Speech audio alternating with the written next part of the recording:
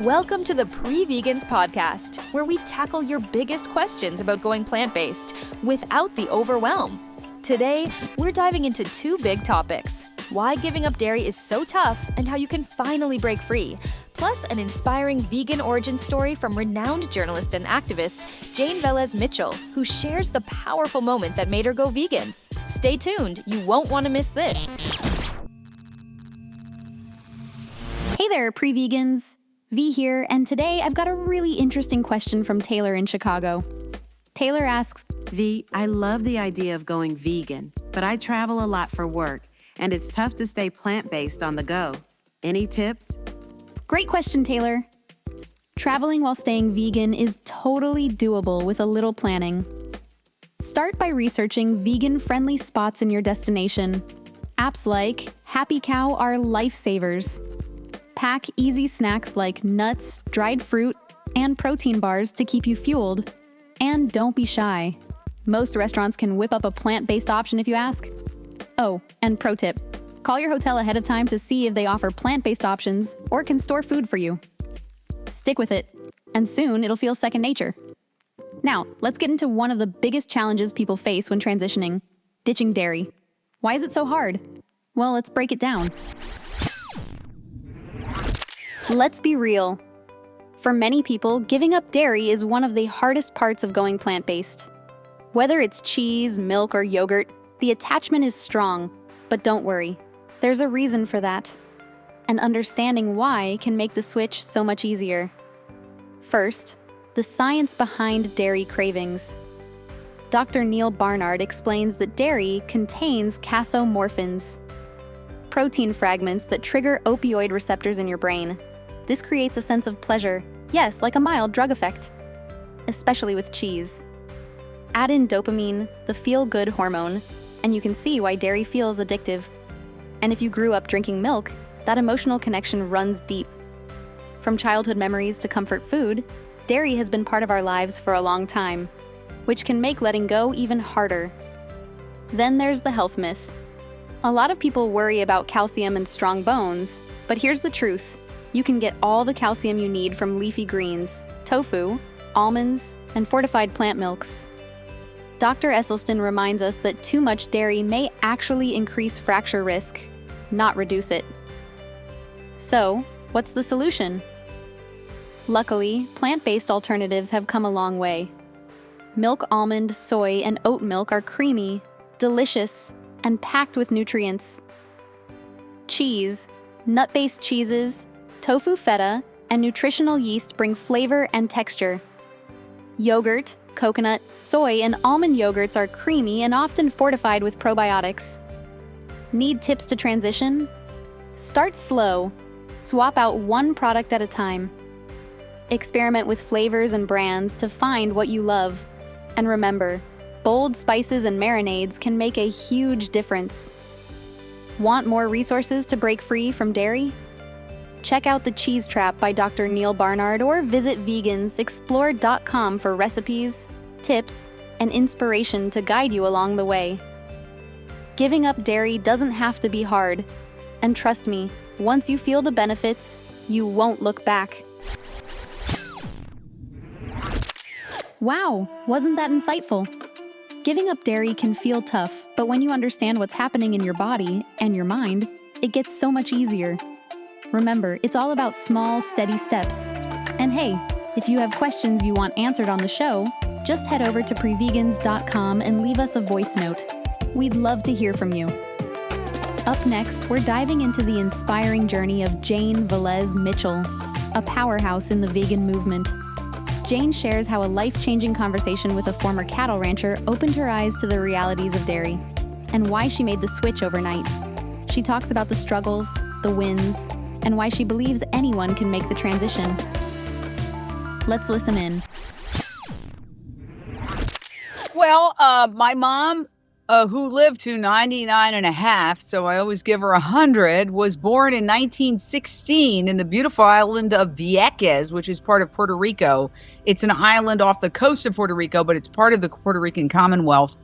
And she had a pet pig. She thought she had a companion animal, a friend. someone she loved. She was very young. She came home from school and the pig had been slaughtered. She fainted. And when she woke up, she was disgusted and shunned meat.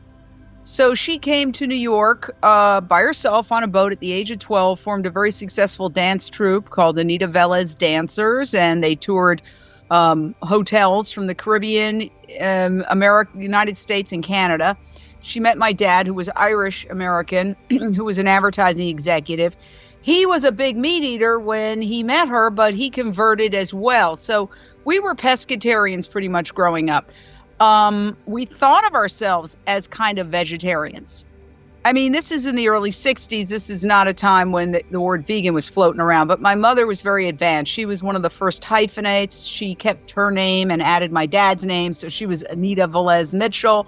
She was doing yoga in the 40s when nobody knew what the heck yoga was. So she was a very avant-garde person who was very into the arts, being a dancer. Then she became a writer, director, really ahead of her time is what I'd have to say. So as I got older, became a journalist, went to New York University. When I graduated, I started working in news, went around the country, Fort Myers, Florida, Minneapolis, Philadelphia. Then I came back to my hometown, New York. I was raised in Midtown Manhattan, ended up working at WCBS TV. And along that journey, I started seeing the horrors here and there of what we did to animals in the laboratory. Was the first time I saw it when I was in Philly, actually, these horrible head injury experiments on primates that, I mean, it was like a punch to the gut. I didn't know what I could do about it, but I knew there was something morally wrong there, and I had to address it eventually. But I didn't really see a way to do it at that time. And that's why I'm kind of patient with people sometimes when they're saying, well, what can I do? What can I eat? Because it's not really a logical thing. It's really more of a fear of going up against the system. And so when I was back in New York, I spent 8 years at WCBS as a reporter and weekend anchor. And then I got a job as a weekday anchor in LA.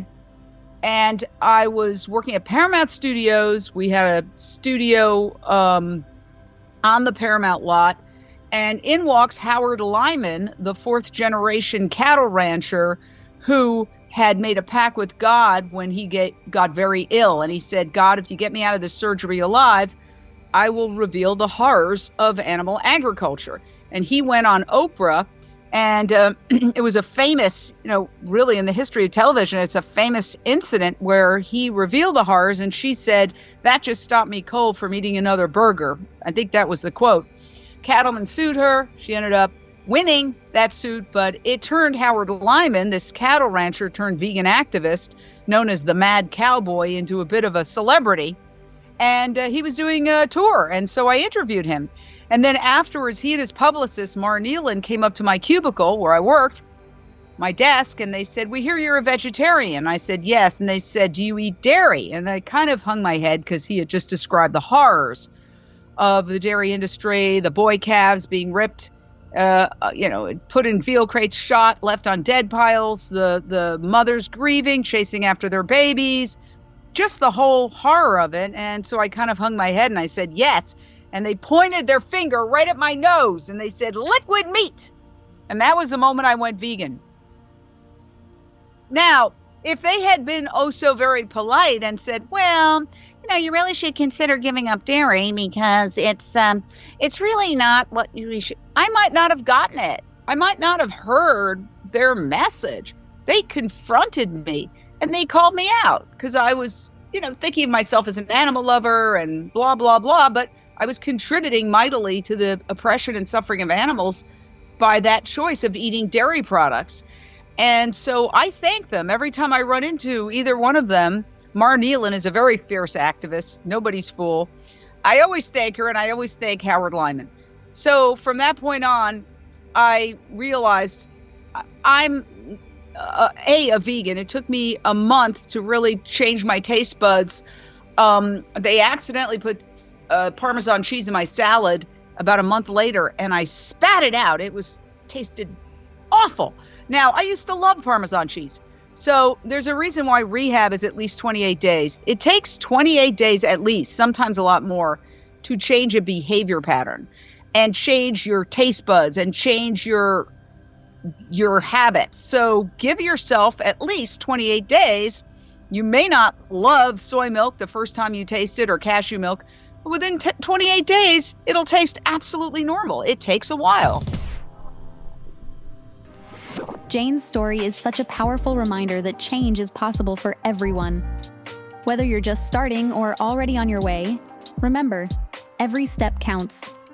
Don't forget, we drop new episodes every Monday, Wednesday, and Friday, so hit that subscribe button and join us for more plant-based inspiration. Thanks for hanging out with me today. Until next time, stay curious and stay kind. You're listening to the Pre-Vegans Podcast, part of the Vegans Explore Network. For more info on the Pre-Vegans program, upcoming challenges, and how to get involved, head over to prevegans.com. Today's episode was edited and produced by Vegans Explore founder Shawnee Russell.